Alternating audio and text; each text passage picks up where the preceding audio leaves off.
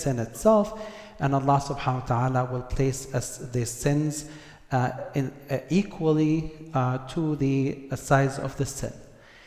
Now, there was a scenario where a person would intend to do a sin, but then remember Allah subhanahu wa ta'ala and repent, and they don't commit it, but they previously intended to do it. So if they change their minds and repented to Allah, Allah subhanahu wa ta'ala will replace that sin by hasana, and it will become as if he did a good deed.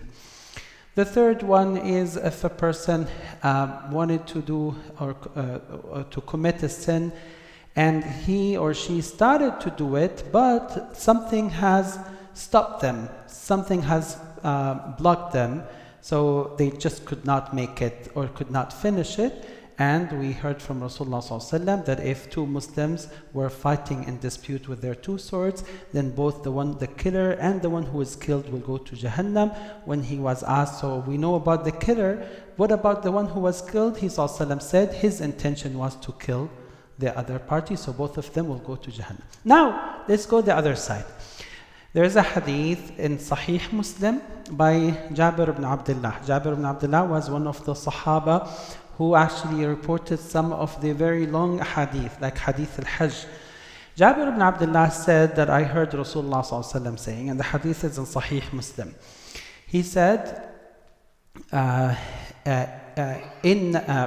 said that Rasulullah ﷺ was with his companions going with the army into some fight with the disbelievers. So they were going into for a battle. While they were moving, Rasul ﷺ looked at the companions and he said, "Inna fil madinati aqwaman ma sirtum masiran wala salaktum wadiyan illa sharakukum al-ajr habasahum al-marad." So the hadith says that there are verily some people, some folks in Medina who did not go with us, that not a single distance that we cut, nor a valley that we pass by, except that they will share the same reward that you have. Why? Because they could not make it because of illness.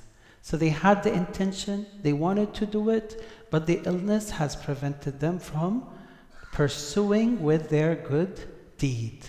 So subhanAllah, that's why the ulama have said that sometimes people who, for example, got used to fasting the Mondays and Thursdays, and then they get sick, Allah will place the reward for them while they are sick, while they are breaking their fast, as if they have fasted Mondays and Thursdays. Because had it not been the sickness, they would have fasted those days. Similarly, a person who always prays Qiyam al-Layl, but then some night he was tired or she was tired and they could not make it. Allah will place the reward of making that Qiyam on for them, even though they are sleeping on their bed. It's because of their intention was so good, and the only thing that prevented them from doing it was out of their control. Otherwise, their intention was there. So, but the thing here, the difference between the hasanat and the sayyi'at is actually, you saw that it is actually very, very similar, right? But the difference really is that in the case of hasanat, when someone does a deed that really will bring them hasanat, the amount of hasanat will not be equal to the size of the good deed. It will be magnified. Rasul ﷺ said it will be magnified first to 10 times, second to 700 times, and third to an unlimited time. And so what is it that really decides on whether it is magnified for 10 times only or for 700 or more? It is the purity of your intention. So the more it is pure and it is only fi sabilillah, Allah will magnify it more and more, and there's no limit in the sight of Allah subhanahu wa ta'ala. I ask Allah subhanahu wa ta'ala to accept from our good deeds. Allahumma ameen. Inshallah, I'll be missing you for 3 days. Inshallah, we'll see you on Thursday. Bismillah. Jazakumullah khair. Sallallahu Muhammad.